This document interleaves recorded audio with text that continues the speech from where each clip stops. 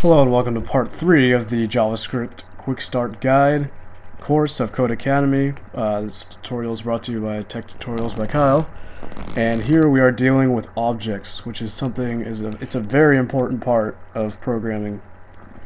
An object in JavaScript is a set of key value pairs, also known as a map. The keys are strings and the values can be anything. Other objects are primitives. There's a lot of different syntax for using objects in JS, so let's get started by trying out some basic examples. So we have a bunch of examples here, and now we want to make a variable called otherPerson with the name Zach and a weight of 800. So we go var otherPerson is equal to curly braces, which means it's an object, name Zach, weight 800, and make sure we use semicolons here, not equal signs or semicolons, so we use full colons here. You can also create an object by using the word new followed by a constructor. Don't really need to worry about that. You just need to know the syntax for it. Note that the literal syntax is preferred. It is more concise and conventional in JavaScript. Alright, make a new object called other constructed using the new keyword. So we go var other constructed is equal to new object, open close parentheses, semicolon. Setting object properties. For example, name is a property of the person object. There are two notations for setting properties of objects, dot and bracket notation. Alright, here we have the examples. Add an age property with the value of 30 using dot notation. So we go person.age is equal to 30. And then we add height property with a value of 70 to the person using bracket. So we go person, open bracket, height, close bracket is equal to 70. Accessing object properties. Create person with the object literal syntax this time. So we go var person, name Ryan, weight 350, age 30, height 70. Alright, set retrieved age using dot notation. So retrieved age is equal to person.age. Retrieved height is equal to person, open bracket, height, close bracket. Accessing non-existent properties, which will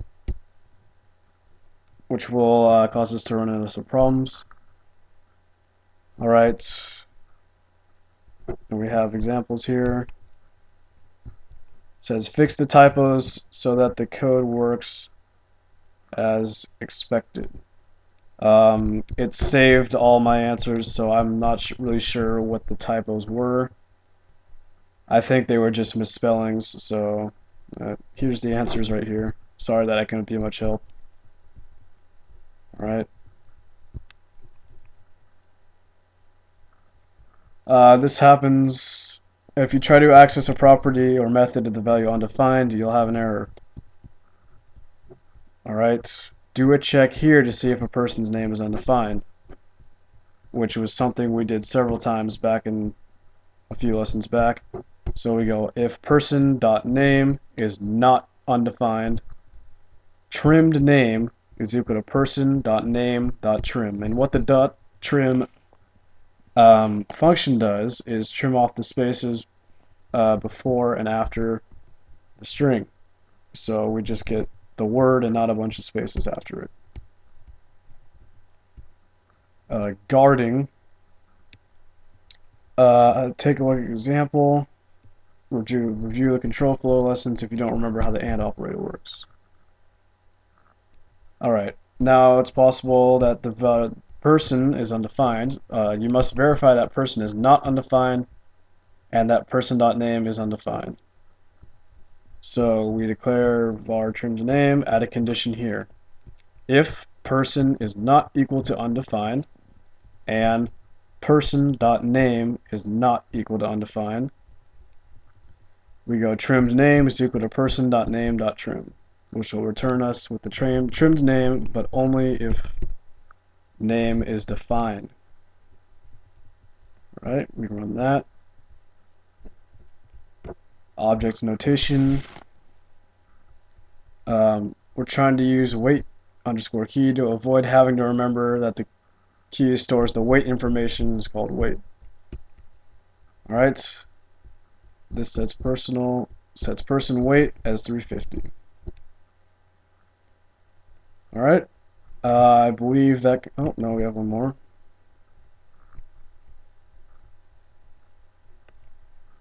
Using objects as keys is a common problem. Even the most experienced of programmers will accidentally do something like this. So here we have the examples of things that will return errors. And yeah, I believe that's it. Thank you for watching this. Please remember to rate, comment, and subscribe. And please check out my website. And email me or comment me if you have any questions. My email is on my website, so that'll keep it nice and personal. Thanks again for watching.